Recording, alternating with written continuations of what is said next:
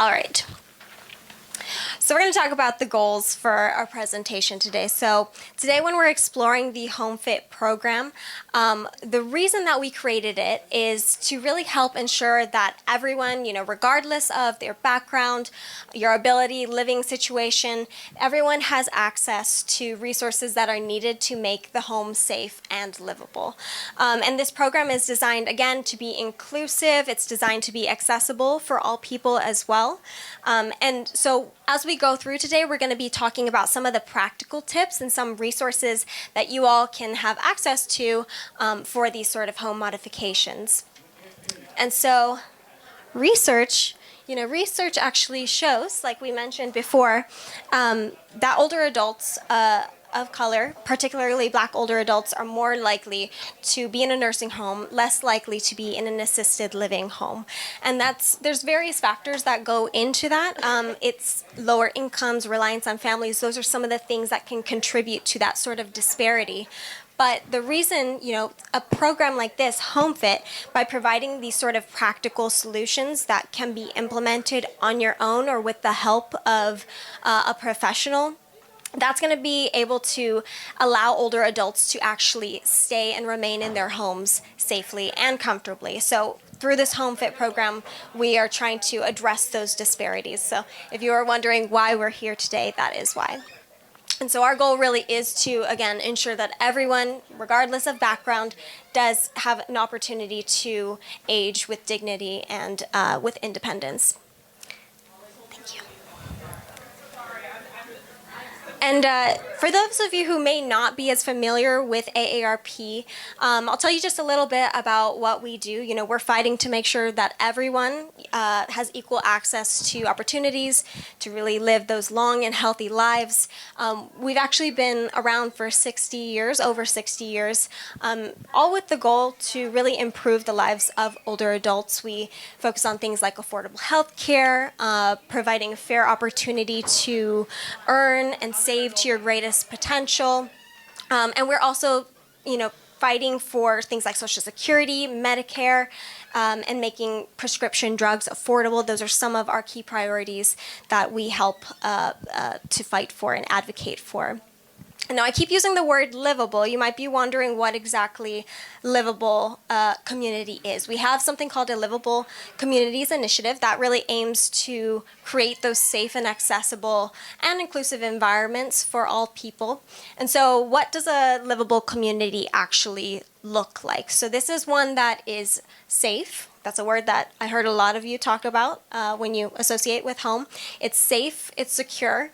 It also considers affordable housing, transportation options that are accessible, access to services that are needed, opportunities for community engagement like we're having today. So there's that social aspect that is also included in a livable community. Additionally, with a livable community, there's equitable services for residents of all ages, again, all backgrounds, ethnicities, sexual orientations, all ability levels. And that's really the goal of a livable community. So the way that this HomeFit program really does tie into livable communities is that it's really a key part, actually, of what we're doing with this initiative. It's really helping to make our homes safer and more livable to stay in the long term. All right, so we're going to go ahead and look at the actual goals for the workshop today. So in this presentation, it's really designed to introduce you to our AARP HomeFit program and the HomeFit guide, which is the guide that you all had on your seats as you came in. If you did not get one, we have some extras over on the table there. But that guide is meant to take you through your home and point out all of the different modifications that would be needed to make it be considered a lifelong home. So by the end of the presentation, you're going to be able to reference your guide and maybe even start thinking about your own home wherever you live, and really be able to kind of recognize some of those home modifications that you may want to make for yourself to make it more comfortable, safer for you to be there. You'll be able to know what areas would be DIY fixes versus something that you might need a professional help. And you can really even start to think longer term, if there's something that you would want to plan to do into the future to really make this a place where you have that lifelong occupancy. All right, so in this presentation, we're going to go ahead and cover a couple of different areas. We're actually going to walk through all portions of the home. We're going to do the entrance and exits. We'll be addressing your kitchen area, your living room, hallways, stairways, the bedroom, your bathroom, and then even things like electrical and lighting, which are really important and sometimes overlooked. So you're going to receive a lot of really great information as we go along, different kinds of home modifications, some simple, some a little bit inexpensive, more DIY as we say. If it's don't do it yourself, I will definitely let you know as well, because that is important to know when we need some professional help to come in. But again, being able to reference your HomeFit guide is going to be a really great resource for you that you can take with you. And it'll help you hopefully not feel as overwhelmed as you start to evaluate your space. So let's go ahead. We'll get right into it. All right, so we kind of mentioned this a bit earlier, that research shows that folks want to be able to stay within their home as they age. The other thing that research shows is that home modifications, even some of those smaller ones, things that might be considered DIY fixes, those can actually reduce the need for costly medical care and increase the livability of your space and enhance your livability and independence within that space. So all of these different things that we're going to be covering are all going to result in a more safe environment. All right, so the modifications that we are presenting today, I always like to mention that there are varying costs, different difficulty levels, but the reason that we have these all included, when you really start to consider, in Los Angeles, I'll give you a couple of statistics that may be a bit surprising to you. So private duty home health aides cost $6,483. Adult daycare outside of the home costs $2,167. An assisted living is almost $6,000, and for a nursing home, that actually costs $9,277 for a semi-private room. So definitely staggering costs. It is kind of shocking to hear, but when you're thinking about these sort of changes that you can make within your own home and you're comparing them to what it would mean to maybe be outside of the home, it really does make it well worth the effort in the now. Yes? And that's a month. Yes, per month for each of those statistics.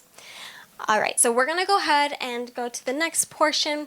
This actual handout I unfortunately don't have in here, but if you go out to our table in the resource section, we do have it.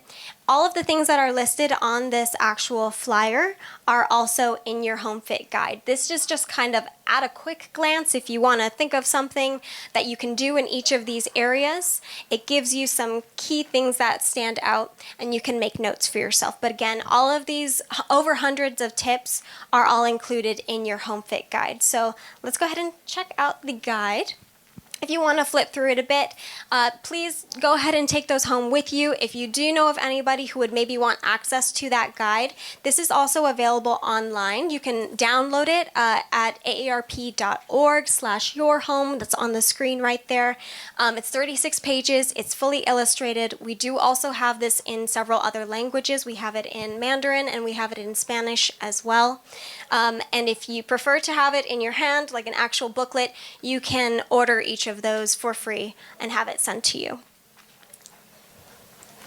All right, so how about we go ahead and get into some of the DIY fixes. Again, so these icons right here, you're going to see throughout the presentation, you're going to see these two icons or the one icon price tag on the upper right hand corner of some of the slides as I go through. And the reason that those are on there is it's indicating if it's a single price tag, that's going to be more of those quick fixes, some of those DIY things that you can do on your own, a little bit more cost-effective ways that you can increase the livability of your home.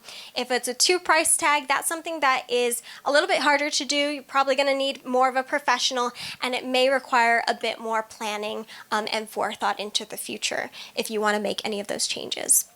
But the icon will kind of help you as we go along to start to think and plan what is going to be feasible and something that you want to do. All right, so we're going to go ahead and begin. We're going to do a general look at some of the quick fixes specifically to enhance livability, but we're going to go through these ones because they're not for any particular room in your home. They can be relevant for all of the different rooms in your home. So I'm sure we're all familiar with that really annoying chirp that happens every once in a while. You hear it in the background. It's letting you know your smoke detector needs a new battery.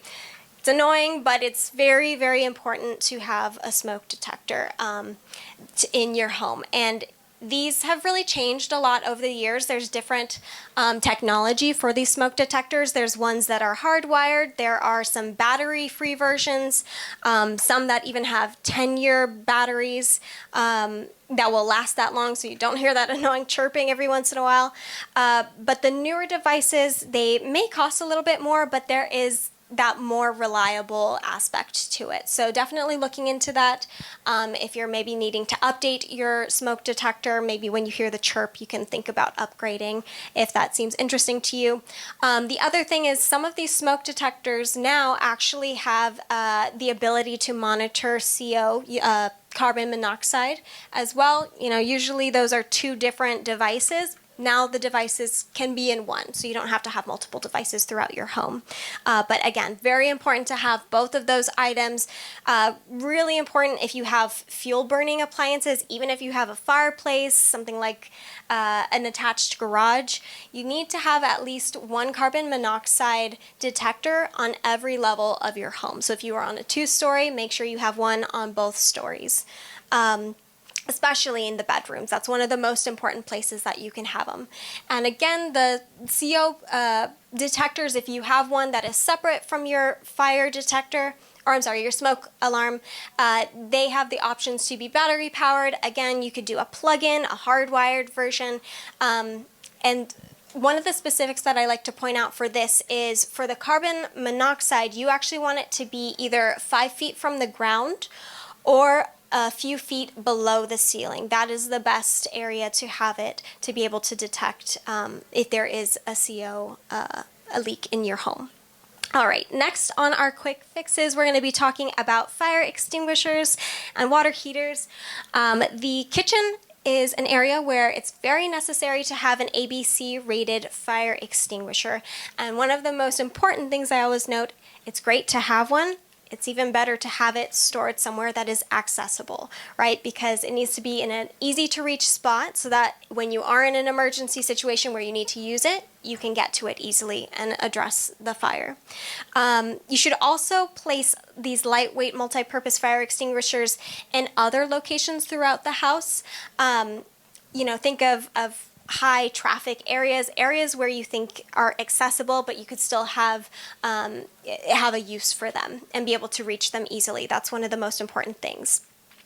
Again, if you do have the fire extinguisher in your home already, some folks don't realize that you need to make sure that you are checking that they are working properly. So you need to at least once a year inspect your fire extinguishers, make sure that they're fully working, fully charged, fully functional, and you can actually contact your local fire department if you're not sure where to take it to be evaluated. They can go ahead and direct you where to go.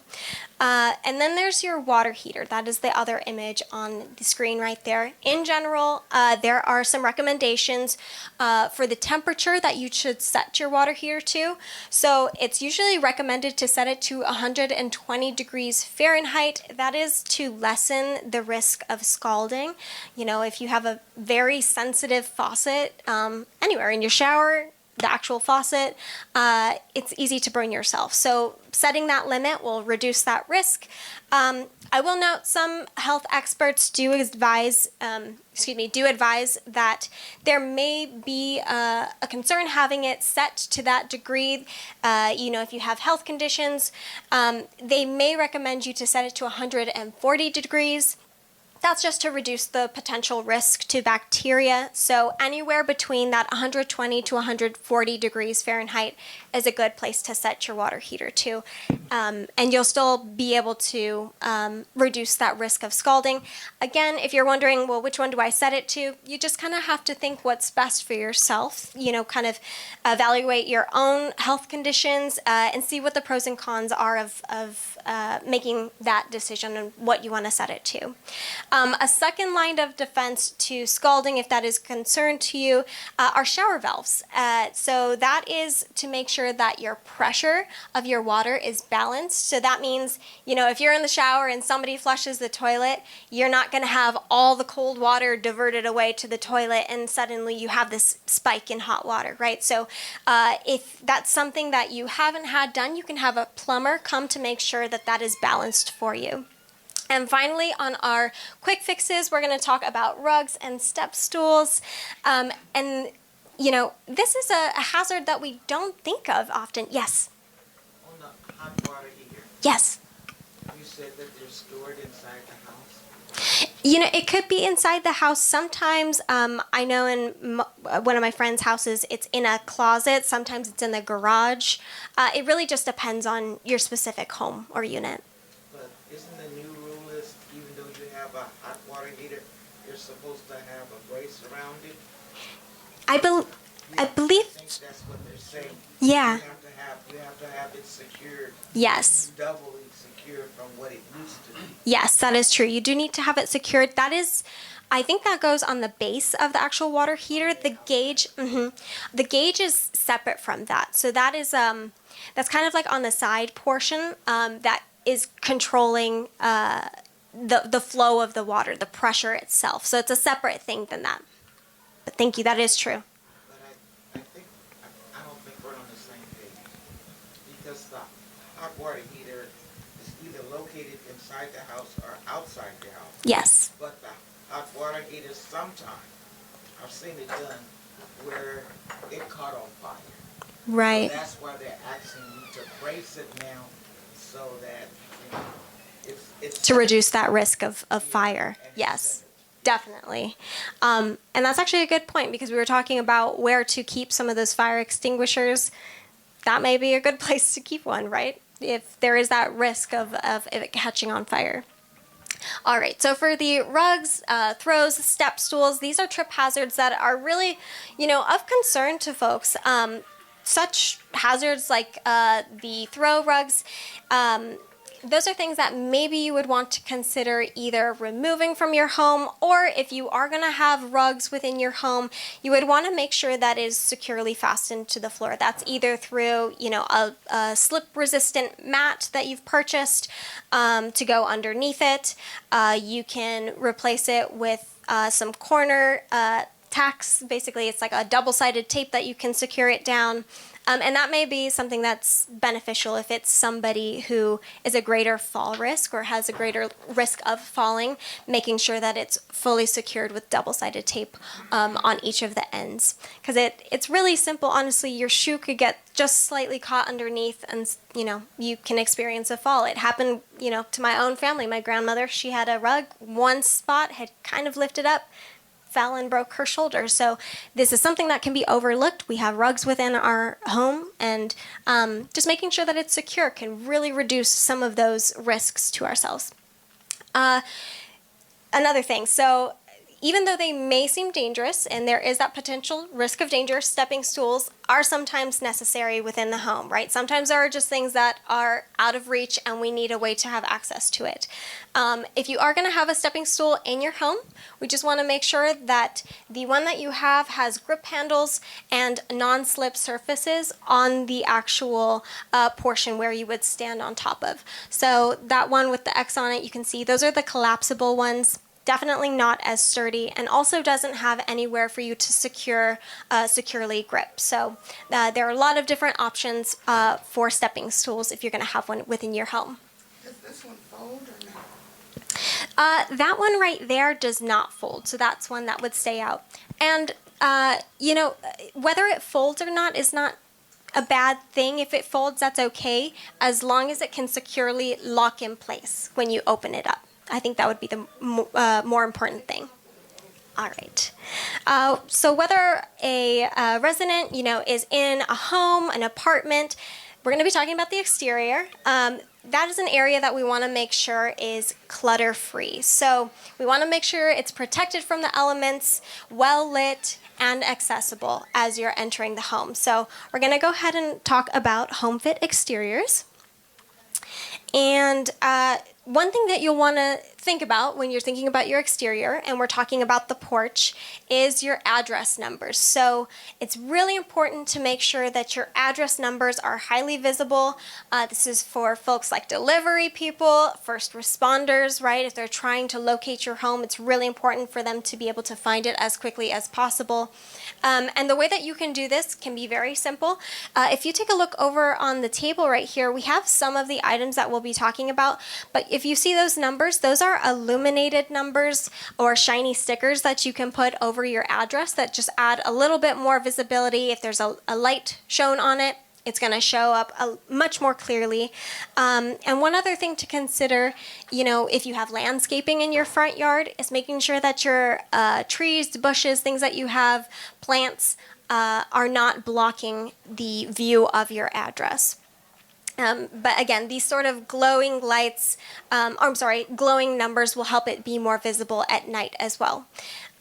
For your doormat, if you do have a doormat, kind of similar to what we were saying with rugs, we would want to make sure it's a bit heavier, a bit more solid, so that it doesn't easily flip up, and so it also doesn't easily blow away in the wind, especially when we're experiencing some of those Santa Ana winds. And finally, before we go to the next portion, outdoor lighting. So this is really a must for multiple safety reasons. It's helpful to have at least one outdoor light that's at a height that you can access without getting onto a ladder. And there's a lot of different options for different kinds of outdoor lights that you can have. Some of them can be actually installed professionally, but you'll see on the table over there we have some that are battery powered or solar powered. So there are other options for you as well, and you'll see that is why there is that $1 or not $1, one price tag right there. It's a little bit more DIY. All right. And now we're going to be talking still about the exterior, but we'll be talking more about overhangs and zero-step entrances, what those are. So for your doorway, one thing that can be really beneficial, and you'll notice that this has the 2 price tags, so if you don't already have this in your home, wherever you're currently residing, this is something that you may want to consider having a professional to put into your home. And that would be an overhang over your front door. Best case scenarios, if you already have something that's kind of extending past your doorway that can kind of protect you from the weather, rain, sun, any sort of inclement weather like that. It could be a stoop, a porch. Those are all great. And if you have a bench out front, that can be even better. Someplace that if you're coming home and you have a bunch of things in your hands, you can lay it down for just a moment and not try to, go in with all of your hands full, which can be another hazard. The ideal height for an overhead perch is at least 80 inches high.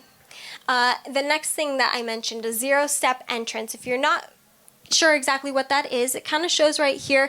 It basically just means when the entryway from the outside of your home goes straight into the inside, there's no step that you need to make to get into the actual house itself. And this is really ideal to have in the home.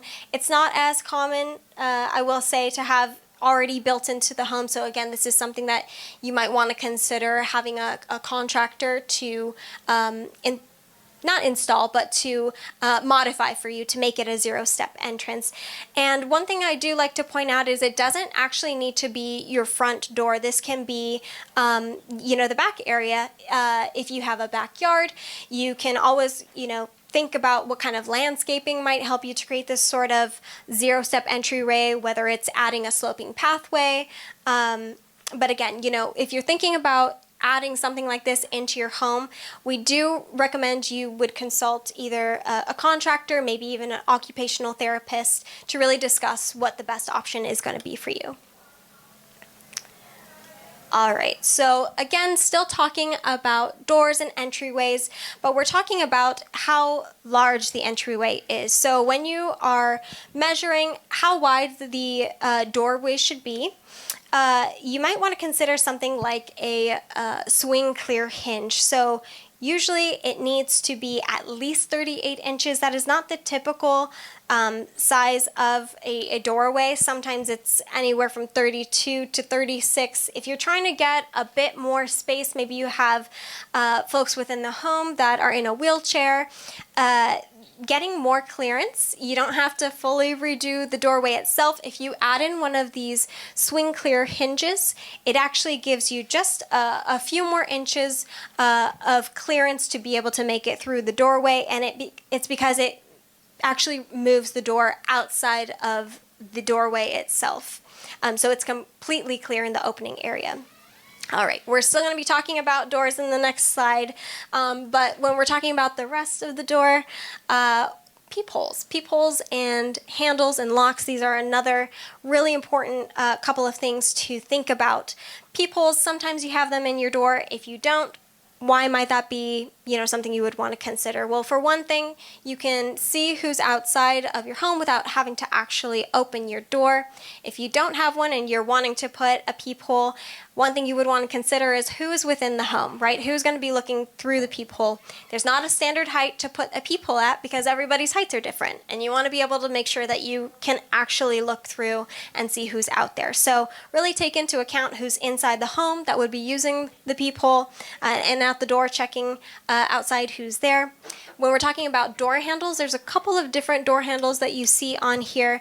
The doorknob handle, which you can see here, which really requires more of a thumb latch where you really need to grip onto it, is not really the best choice to have, especially if you are, somebody who's experiencing mobility issues, maybe some conditions with mobility of your hands or the use of your hands. Getting that grip can be really hard. So if you have something more like a lever style, you can use the palm of your hand, you can use your elbow. It's just much easier to maneuver than those door knob styles. The other thing with the doorknob style handles, very often they have a lock on them, and that's not the best style to have on an exterior door, one that leads to the outside of your house. Who's ever accidentally locked themselves out because you just turned the lock on the inside and the door swung closed behind you? It happens really easily, and that's one of the things that we would want to be able to minimize. So by not having one of those doorknobs that have the lock on it, and instead maybe having something like a deadbolt on top, which is separate, that you would have to do with a key, you can really kind of minimize that risk of getting locked outside. The other thing that you consider is a swing bar or a chain latch on the interior door, which you can see on the far end over there. Again, that's another way that you can still see who's outside of your home without actually having to fully open up the door. Just gives you a bit more security in that way. All right, so we're going to talk about steps next. If you do have steps in your homes already or in the exterior of your home, one thing you'll want to make sure is that it is well lit. So we talked about this just in general with the exterior of your home. A well lit, unobstructed area is going to be super important. And the other thing you'll want to make sure you have, if you have stairways, is a railing on both sides. So not just one side, but on both sides, so that there is that security on either end of you, wherever you might be. The other thing, these ones right here, these are actually walker steps. So if you have anyone within the home that is using a walker, you can actually modify your steps to be this style. The main difference is that there is a shorter rise and a deeper tread, so you can actually place the entire walker securely on the step, and they'll be able to navigate over the steps more easily and safely as well. All right, another thing, an alternative to steps, that would be something like a ramp. And a ramp is something that can actually be permanent, and it can also be a bit more temporary, which most folks, if you think about a ramp, you might think that's something that you need to be more of a long-term thing. And that's not necessarily true. They can be added to entrances either by a contractor or a professional. If you do want something that's more permanent, and that may be a good thing to consider if you're wanting to have something that's permanently modifying your home and keep it that way for the long term. But if you do want something that's a little bit more temporary, there are options like that one in the middle there that are a bit more or a bit less a bit less expensive, and easier to install as well. You also would want to keep in mind, kind of similar to the zero-step entrance, this doesn't need to be a ramp that would lead into your front door. This could be a back door. That kind of is something that will give you a bit more flexibility. If you have a garage, you can have a ramp, leading into your door in the garage. That actually provides even a bonus level of protection. Some folks prefer that.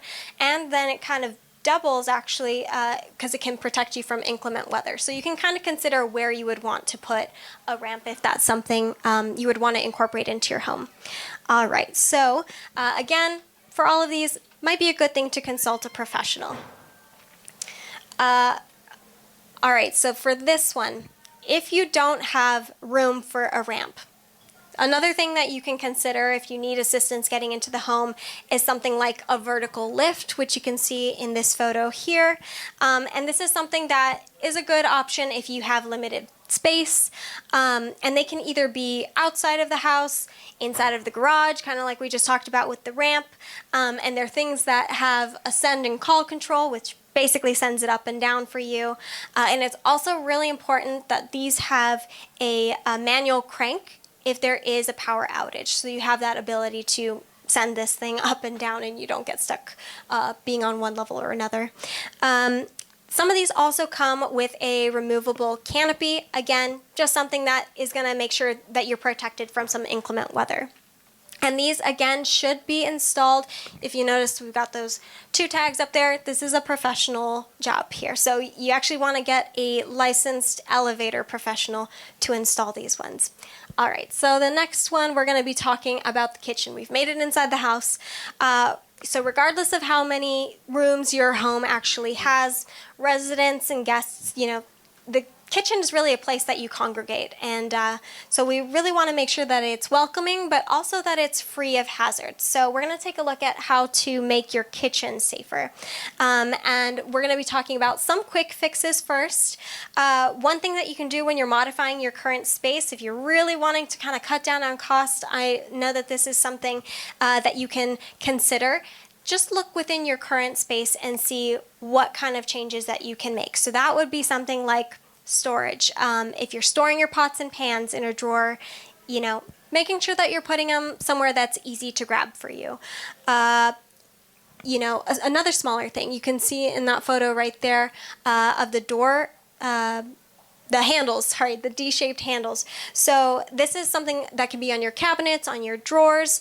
It makes it easier to open and close. The other thing is that these are a lot harder to actually get caught on. If you've ever been walking past, just a doorknob kind of style and you get hooked, it can pull you back. You can trip. I've had that happen so many times with my earphones. So this is really going to mitigate that and be a lot easier to open and close as well.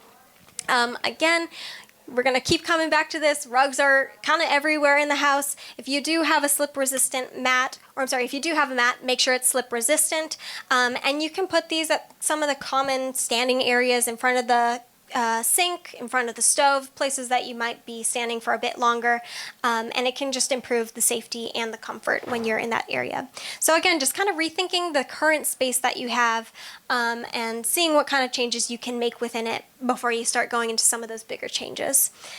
And then now we're going to go into some of those harder to do, some of those things that you would probably want to plan for a bit more, some of those bigger modifications that may require the help of a professional. That would be something like changing cabinetry, changing your shelving, if you have any shelves or spaces in your kitchen. I know there's this one corner of my kitchen that there's just kind of this big space that I can't access anything in the back. You can add something like a Lazy Susan where you can easily access the things that are in there. You can kind of vary the depth of your drawers, kind of evaluating, where you're putting your utensils. Everything is making sure that it's going to be most convenient for you and an easier way for you to access it. All right, finally, we're going to be talking about changing to a lever style faucet, a sensor faucet, a light touch one. These are all kind of similar. And those are actually good for a couple of reasons. It's a bit more sanitary. If you have food all over your hands, you don't have to touch it. It's also easier just because you don't have to grip it to turn it on as hard. It's just a bit easier for you to use within your kitchen.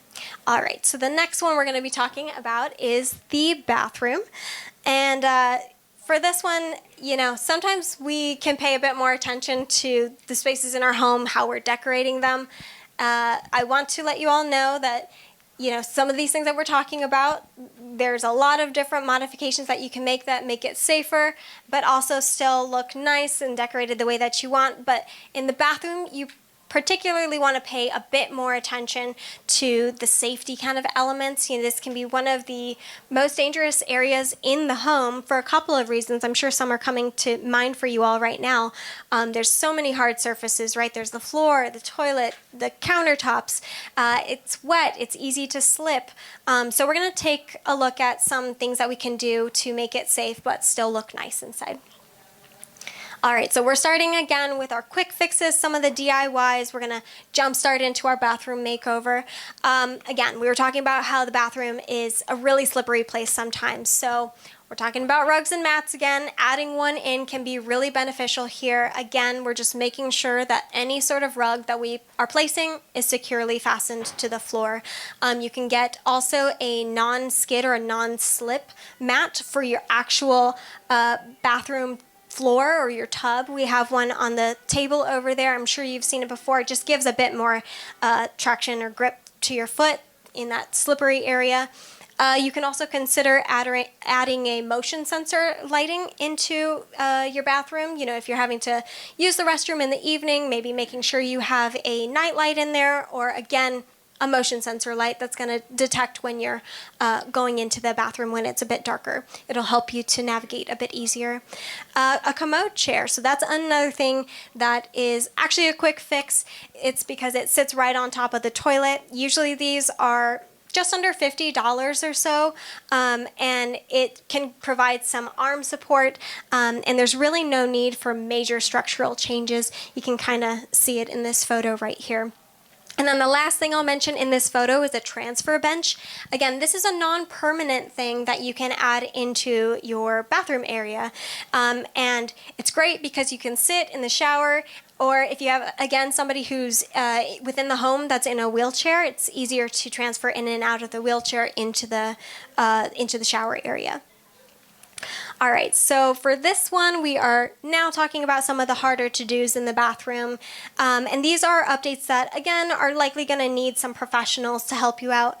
But they are still a really important part of bathroom fixes that you can consider. So, again, we're going to be talking about the toilets you can see in here. So, thinking about the height of the toilet, what is going to be the best option? This is called a comfort height toilet. You can see it's a bit higher. It has this piece right here, and this is actually going to be the best option for somebody who, if they are in a wheelchair, it may not be as convenient for shorter folks or if you have children within the home, but one solution for this, so that you don't have to completely take out the toilet and get a brand new one, is just adding on this. It's actually called a toilevator or a toilet base riser. It's this portion right here. It's just under $100, so it's a little bit more affordable, so you don't have to replace the whole toilet.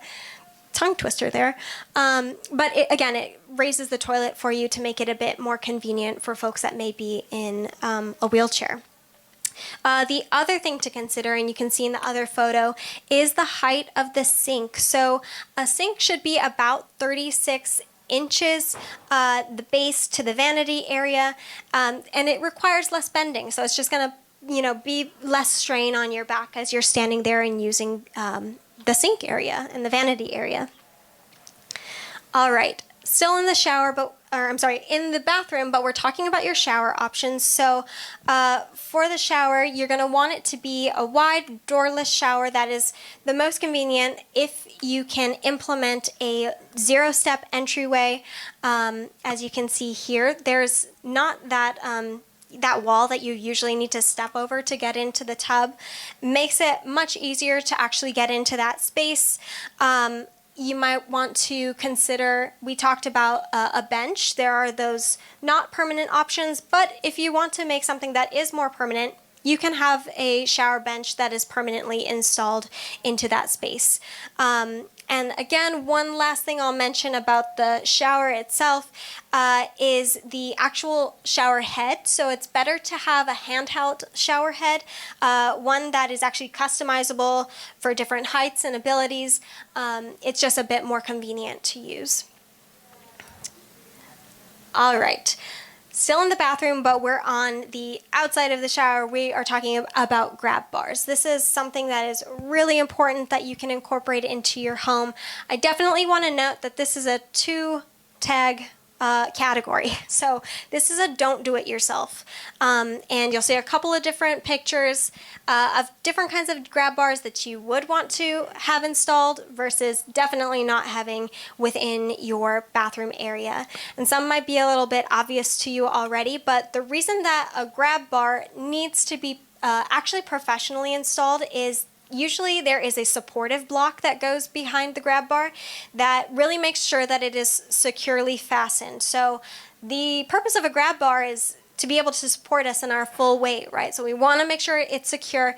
If it's not, if we put our full weight and it comes off the wall, we're kind of going down with it. So we definitely want to make sure the ones that have the green check mark, those are professionally installed. They have that backing on the inside of the wall that is really securing it. The ones that are with the X on it, they may be sold as grab bars. It can be very misleading in the stores. They may even be called assist bars. But you'll notice that the way that they are actually fastened is through these sort of clamps or suction cups, and again, these are not secure enough to actually support us and our full weight. So it's best for these to just not be used because they really can't be relied on. So actually, there's research that shows that grab bars are some of the safest things that you can put into your bathroom, and it's safest when you have one that's horizontal to the floor rather than vertical to the floor. But if you have a combination of these things, it's even more security for you. So you can go ahead and refer in your guide. It gives you some additional information about grab bars there. All right, so we're going to turn our attention over to the living spaces. So this is, again, another area that we congregate in. We'll talk about a couple of different things to consider in these sort of spaces here. All right, so again, we're starting with quick fixes. So lighting, we've talked a lot about lighting. These are easy things that you can do. Really making sure that you're allowing natural lighting into the home. If you have blinds that you can open, curtains that you can open to brighten room, that is great. One thing you'll just want to make sure is that those curtains and blind cords that sometimes kind of trail onto the floor, just make sure that they're secure, securely they may be tucked away and are not going to cause a bit of a tripping hazard there. That's something that can be of concern. The other thing that you can add in some of these places, again, we talked about it in some other spots like the bathroom, night light, something that you can plug in. It's just adding a bit more light in the space. You can consider a battery operated version. You can think about ones that have a dusk to dawn feature, motion sensor lights. That can be really good in hallways or near steps and stairways if they can just turn on automatically for you. And again, this is actually something you'll notice it has the one tag on it. You can find these at big box stores or online, and you can install them yourself. They just kind of have an adhesive. You can charge them, or they have batteries, and they're a little bit less expensive. I've even added them into my home. It's super easy to do. And it just provides a bit more light as you're navigating throughout these different parts of your home. All right, so we are still talking about lighting. We're talking about some of the harder to do things you'd probably need professionally done. And we're talking about light switches. So specifically at the ends of hallways, usually there are light switches, but it's really important to make sure that you have light switches on both ends of the hallway. If you have stairs in your home, really important to make sure, again, each end of the stair has a light that you can switch. And that's just to make sure that whatever end you're on, you're always going to be able to make sure that it's well lit. And the rocker style, so that's this kind right here that just really easily turns on and off, can be a bit easier to use. They even sometimes have that light up feature that again makes it a bit easier for you to see in a darker space. And if you do get one that has a dimmer, that will allow you to adjust how much light you are having in the space on an as needed basis. You'll see on that end photo sconces. Again, this is something that you can add. It just adds a little bit more light to the area. It can still be aesthetic, having additional light in your space. And one thing that you would want to consider with these ones, any sort of lights, even if it's a lamp that you have in your space, just making sure that you're tacking cords down so that they aren't creating that tripping hazard. All right, so we're still talking about hallways and stairways. This is a bit more of a quick fix. For your stairways, you want to make sure that you keep at least 36 inches of passing space in your hallways and stairwells so that people can actually use them safely. If you do have stairs that are uncarpeted, some things that you can consider to make sure that they're not as slippery is if you have some adhesive strips. We have some examples over on the table. Again, if you want to take a look, that's just something that you can add on the end that gives a bit more traction, a bit more tread. And one other thing to note, if you are like me, I'm kind of guilty of this one, we definitely don't want to leave anything on the stairs itself. Sometimes we think, okay, I'll take this up later. I'm going to just place it on the stairs and I'll, pass it on the way and bring it up with me. We can forget that we put it there and then it's a tripping hazard. So one thing that you can do, have a spot. Maybe you have a little bench next to the stairs that you put your items, or you have a tote where you're putting things that you want to take upstairs with you. You could take the whole thing with you. Make sure you have your hand on the rail and you can take it up securely. It's just another way that you can kind of mitigate or prevent some of those trips. All right, now again, we're getting into the harder to-dos. These are definitely going to require some professionals, but the safest surface for stairs, if you do have steps, are tightly woven, carpet that is low pile, so a bit more thin padding. If you can even make sure that the coloring of it is contrasted to differentiate each stairway, that can be really helpful too for visibility for you.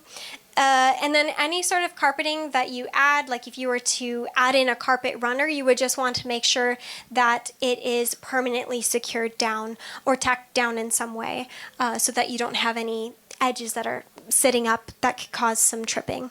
If you do live in a single story, that is great. You don't need to worry about the steps, but if you do live somewhere where there are steps, you can consider something like a stair lift or a chair lift like this. That can be a really great solution so that you still have access to the upper part of your home.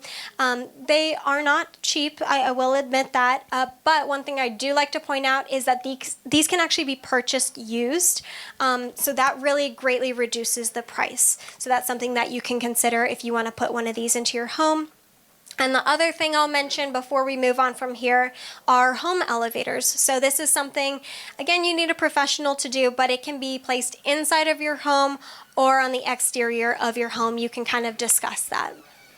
All right, so the next thing that we'll be talking about, we're actually coming up to the end of the presentation here, but some of the things that we've discussed today, these are projects that you may feel comfortable doing by yourself.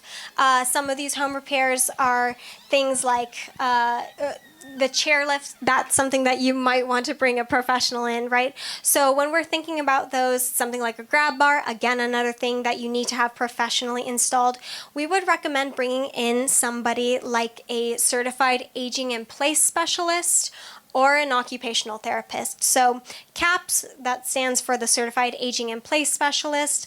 This is a professional that is actually trained to help someone to remain in their home safely and to remain independent and comfortable within the home. So this is actually, there's a training that they go through. It's through the National Association of Home Builders and Remodelers. And one really great thing about the CAPS certification, many CAPS professionals are actually builders or occupational therapists or architects themselves. So they have that double certification and skill.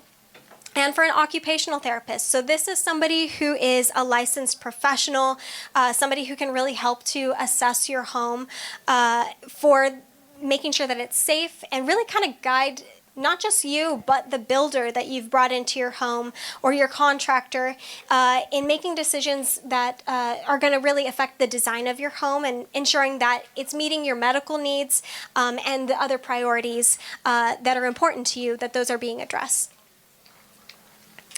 And then I wanted to make sure on this slide here to share about 2 local home repair grant programs. We do have some papers on the table over here. You're welcome to take some as you exit out of the room here. But both of these programs are for folks that are 62 plus and meet low income requirements as outlined on the website. We have some additional information on the actual pages themselves, but one is through the City of Los Angeles. It's the Handy Worker Grant Program, and then the other one is through the county. So if you want some additional information, we have those pages on the table there, and I'm happy to kind of direct you over there. All right, and we're again coming up to the end. If you remember at the beginning, I mentioned the goal of our presentation today was really to help you to identify some of the things that you could do within your own home, even if it's identifying just one fix that you can take on right away or something that you may think about doing in the future. Is anybody willing to share maybe something that came to mind that they can do today, or maybe they've already done within their own home? That's made it a bit more comfortable, a bit more safe for you? The shower grab bar. Yes, that one is, we were actually talking about how important that one is. One of the safest things that you can add to your home. Very important. And it's important that somebody install it, that they know what they're doing, so it doesn't Absolutely. get in your hand. Absolutely. Yes, always bringing in a professional for that one. I think another really easy fix, I'm sure most of us have some sort of rug or mat in our home, making sure that those are secured down. Super easy to do and can make a world of difference and really help to prevent some of those tripping hazards for us. So appreciate you all for your participation today. Yes. Yes. Can we go back to the previous slide? Oh, yeah. For the Lacada. Yes. See down there in the bottom, it says that the areas are the 1st, 4th, and 5th supervisorial districts. I don't see the 2nd district. We're all from the 2nd district. What happened? We're just trying to make sure, just in case there's folks coming out. So but it doesn't exclude the 2nd district. Is that what you're saying? See in the bottom, property must be This one here? incorporated area, 2nd, 1st, 4th, and 5th supervisorial district. Yes, I believe those are just for those specific districts. I'll be following up on Yes. As of the last time we checked, that was the case. I don't understand why. The 2nd district has the 2nd highest unincorporated communities in the district. That's right. I'm gonna call that city. You heard it here. Follow up 2nd district residents. Cindy? Her name is Cindy. I just got my work done. Oh, really? Oh, Were you very in the nice. 2nd district? Oh, well, then that must not be true then. So you got Okay. a grant through the grants for I my got home the repair. senior grant. They Okay. got more than one grant. They got one grant that'll put a lien on your house. That's the pace, right? And I messed around and got that one. Yes. From an accident. Yeah. Just before the pandemic, it was a whole bunch of wildness going Yes. in. And I just got one. I applied last year, and I just got finished last month. Through Good. LACDA. Okay, I'm glad Okay, to good. hear that. Now I don't have to go Thank you. But you gotta, You gotta keep calling and calling, 'cause they run out of money. Well, I appreciate that's government. What concerned me is when I didn't see the Check over second, there. that I didn't see the second district. But if you live in the second district and you got it, then Yes. the second district is available. Okay. Thank I'm you. just checking. It's not on there, but But you got it. you have to just keep calling. I know. Okay. Like I said, that's government. You have to keep calling me too. Yeah. I'm glad to hear that that worked for you. Thank you. All right. Yeah, of course. All right, folks, we're pretty much to the end here. Please go feel free to take a look at the table right over here. We have some of the items that we talked about, so you're welcome to take a look. Take some notes on any of the things you want to add on. And thank you so much for coming.